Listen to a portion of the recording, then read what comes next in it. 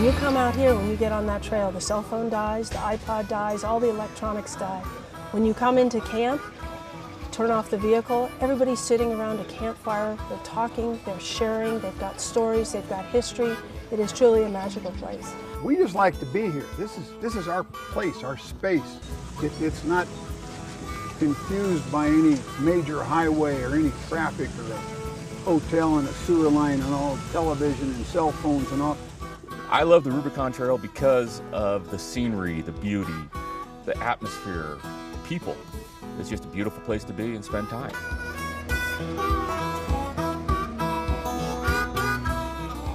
Anytime I can get out here to do whatever it is I can to enjoy the outdoors, I'm out here doing it, and I will do whatever it takes to protect that so future generations can enjoy it the same way that I have. You look around and it's quite a beautiful place.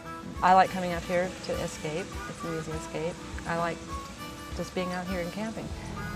I want to preserve the trail for my use, but I want to preserve it for everybody's use. I think it should stay open for everybody who wants to enjoy it. Many times in the springtime you've got the lake and the snow-capped mountains in the background. It's like walking into a postcard. It's just incredible.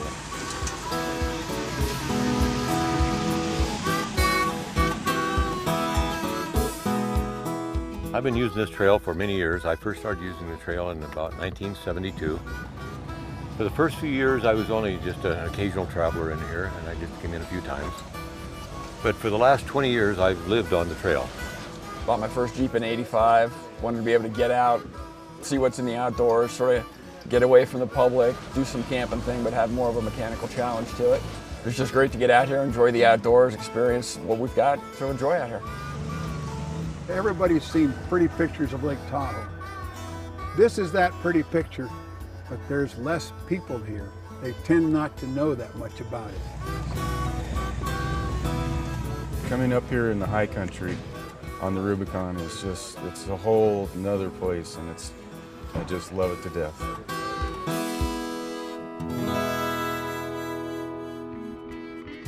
Hi, I'm Tim Green. For the next few minutes, I'm going to talk to you about a few of the things we can all do to protect this beautiful resource we call the Rubicon Trail. We as a community have to be responsible. We have to protect the environment to preserve the resource. Let's treat this crown jewel of a trail like it's our own backyard, and we'll all benefit for years to come.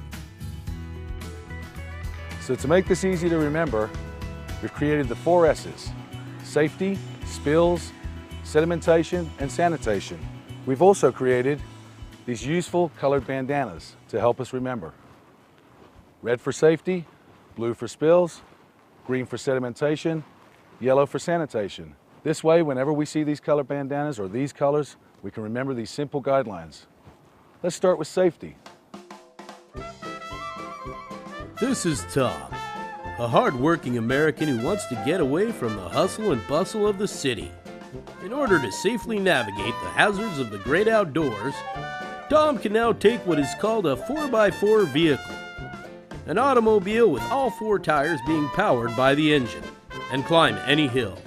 Tom obeys all off-road vehicle signs since there aren't any, never drinks more than a 12-pack before camp, and, hey Tom, no need for that seatbelt. They haven't even been invented yet. That was then, and this is now. It's a different time, it's a different place. Certain things we need to keep in mind. We need to be courteous with each other. We need to think about where we're camped, our location, who's around us, and be respectful. Maybe think about our noise level and what we're doing, our surroundings. A big consideration, firearms. We never want to shoot along the trail or in or around a camp. We need to keep an eye on that and think about it. Good job, Tim. Food. This is a big one. There's a lot of wild animals up here. We want to keep food in the appropriate area. We certainly don't want to go to bed with food. We don't want to go to bed smelling like food. Something we need to think about. Campfires. This is a big consideration. It's really, really dry up here. We got to think about what we're doing in and around fire. Permits are required. We've got ours. That permit is required for this stove and for this campfire. We got to think about current fire restrictions. We can find signage on the way up to the trail. We can also find out on websites. So we really, really need to be aware of what we're doing around the fire, with the fire. Remember, it's dry.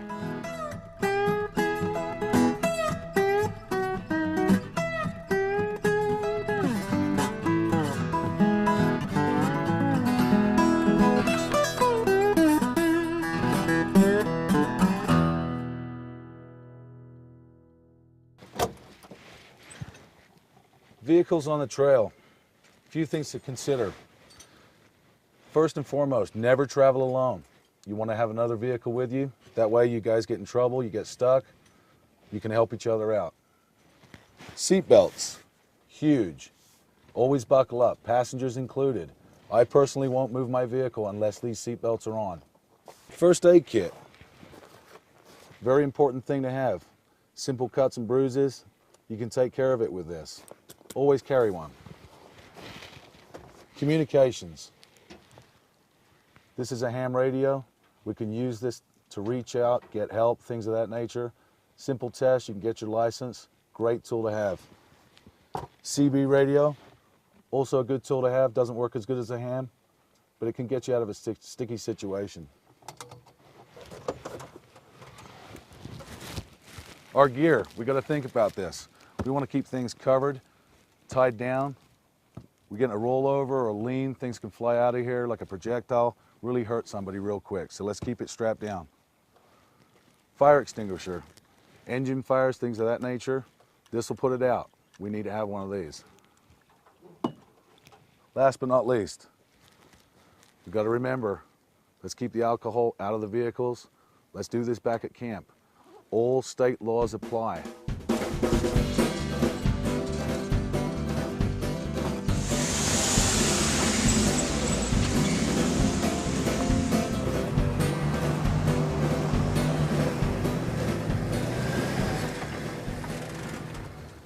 Whenever we're on a difficult section of trail, it's always a good idea to use a spotter. Let's let somebody help us out. Let's take our time with it.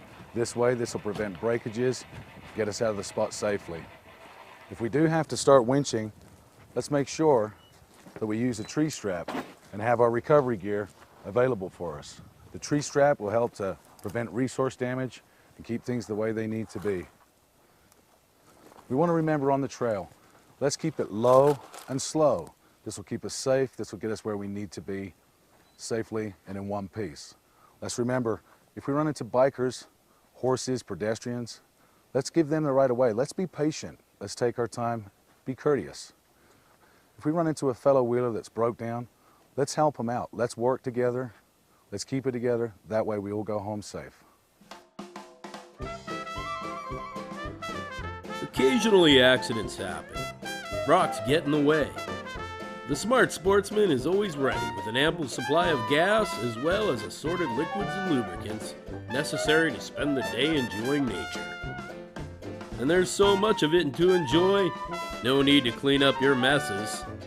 Hey, careful, Tom. That ethyl costs 29 cents a gallon. Well, no harm done.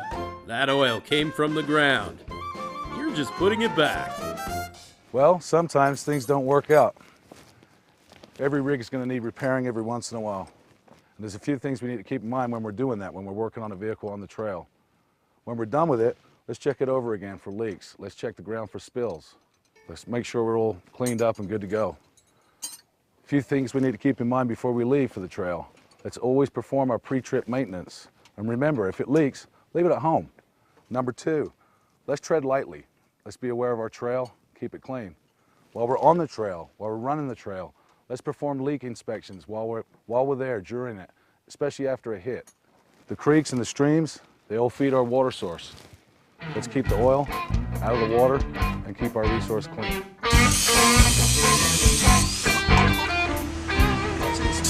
Spills happen. We have spill kits available. They're available at the Loon Lake kiosk. Nice little package, 2 absorbent pads, some information about the trail, a handy little funnel. If we do have a spill, and they do happen, we can use those absorbent pads, clean it up, get it off the trail, bring it out. You can now get rid of it.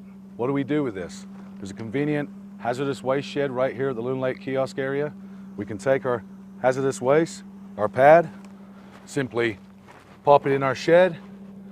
The oil's in here, it's not on the trail. Ah, wilderness. It's great to be out where a man can get back in touch with his primitive being and really be at one with his environment and appreciate the flora and fauna this wilderness paradise has to offer. If wilderness wasn't there to be conquered, it wouldn't be called wilderness. Don't worry, Tom, it'll grow back. We're all here to enjoy ourselves and have fun, but we've got to remember to work together to protect this beautiful resource we call the Rubicon Trail. A few things we can do. Let's air down our tires, minimize wheel spin, and help us with traction. Let's straddle ruts and gullies and washouts. Keep these areas nice. Never create new bypasses, never drive over vegetation, and never drive through meadows. Let's always cross our streams at designated points. We can look for trail markers. We need to try and stay within 25 feet of the established trail. If we all work together, we can protect this beautiful resource. While spending a long day out in the wilderness can be fun and enjoyable for the entire family, it does have its drawbacks. Getting away from it all also means escaping such modern-day conveniences as electricity and plumbing. Ironically, it's when nature calls that we realize the importance of man's genius and technology. Luckily, nature has provided Tom with a myriad of toilet possibilities. After all, there are thousands of square miles out here. Who's going to know? Don't worry, Tom, we won't tell. So let's get serious about this. I was just visiting my friend at the river, fishing, and we found this down there. You can see this has been around for a long, long time. In fact, Tom probably left it here. Point being, pack it in, pack it out. This stuff will stick around for a long time, and we don't need it here. Let's talk about white flowers. This toilet paper is not taken care of. We need to get rid of it, and that's what we're gonna do. We have a simple human waste system here. What we really have is a 5-gallon bucket with a toilet seat on it and a kit. You can pick these things up at most outdoor fitters, places of that nature. How does it work? Well, basically inside of this kit, we have a large bag that fits inside of our 5-gallon bucket. When you're done, use a little chemical additive. It'll turn anything in here into a non-biohazard. You can then dispose of this in any trash receptacle, and it's done. This is a great way to take care of this problem. Red for safety, blue for spills, green for sedimentation, and yellow for sanitation. If we can all follow these simple guidelines, we'll continue to improve the Rubicon Trail. I know I've just rattled off a whole bunch of information, but if we can all follow these simple guidelines, the Rubicon Trail will remain pristine and available for generations to come. The Rubicon Trail is in your hands.